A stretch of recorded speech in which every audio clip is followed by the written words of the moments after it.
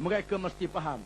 Allah Ta'ala mengisytiharkan ketika mencipta Nabi Adam alaihissalam bahawa di antara urusan manusia di atas muka bumi ialah urusan khilafah, iaitulah memerintah bumi dengan hukum Allah Subhanahu wa Ta'ala, dengan peraturan Allah Subhanahu wa Ta'ala. Inilah yang dinamakan politik Islam. Dan para nabi-nabi alaihimussalatu wassalam telah dinyatakan oleh Rasulullah sallallahu alaihi wasallam, kanat banu Israel tasusuhumul anbiya, adalah Bani Israel yang menjadi pemimpin siasah mereka ialah nabi-nabi alaihimussalatu wassalam. Apabila Rasulullah menegakkan negara Islam yang ditegakkan oleh Rasulullah adalah sah mengikut ilmu politik dan mengikut kaedah undang-undang antarabangsa. Apa yang dilakukan itu adalah sebuah negara. Apa yang dilakukan itu adalah pemerintahan Islam. Apa yang dilakukan itu adalah politik Islam. Kerana mengikut kaedah Islam. Dan mengikut kaedah yang bukan Islam sekalipun, sebuah negara yang nak ditegakkan di atas muka bumi dinamakan negara mengikut kaedah politik apabila mempunyai beberapa syarat. Yang pertama, mesti ada bumi. Yang kedua, mesti ada rakyat. Yang ketiga, mesti ada pemimpin. Yang keempat, mesti ada perlembagaan.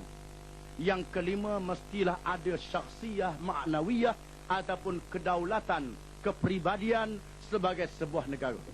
Kemudian kita kaji, adakah yang diamalkan oleh Rasulullah SAW di Madinah mencukupi syarat-syarat ini?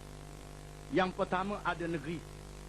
Rasulullah mendapat sebuah negeri yang diberi oleh golongan Ansar, iaitulah negeri Madinah.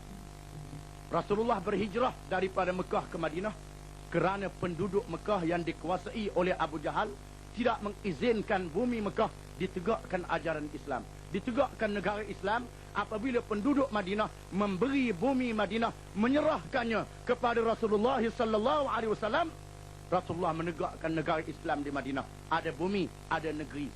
Kalau kita isytihar kerajaan buangan, tak ada negeri, tak ada tanah, kita isytihar kita sebagai satu kerajaan, tak sah mengikut kaedah ini. Yang kedua, mesti ada rakyat. Kalau tak ada rakyat, tidak diiktiraf sebagai sebuah negara. Umpamanya kita carilah sebuah pulau di Selat Melaka yang tak ada penduduk, tak ada manusia. Kita pergi sorang-sorang, kita naik atas pulau tu, isytihar inilah negara, saya jadi raja, saya jadi presiden, rakyatnya tikus. Orang tak aku sebagai sebuah negara. Orang kata tak betul, kepala tak betul. Di mana sebuah negara mesti ada rakyat, mesti mempunyai rakyat. Dan negara yang ditegakkan oleh Rasulullah sallallahu alaihi wasallam mempunyai rakyat, dan rakyatnya terdiri dari kalangan orang Islam. Orang Islam yang menjadi rakyat ini daripada kabilah Aus, Khazraj, penduduk asal Madinah, dan dari kalangan muhajirin yang datang dari Mekah, dan rakyat yang bukan Islam. Ada juga orang yang bukan Islam yang jadi rakyat.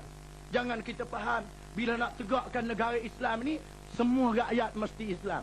Orang yang bukan Islam tak boleh tinggal dalam negara Islam. Jangan kita faham begitu. Negara Islam yang ditegakkan oleh Rasulullah sallallahu alaihi wasallam bukan sahaja mempunyai rakyat yang beragama Islam, tetapi juga rakyat yang bukan Islam, yang menerima kepatuhan, yang menerima perisytiharan Rasulullah sallallahu alaihi wasallam dan menyatakan taat setia yang tidak berbelah bagi kepada negara Islam.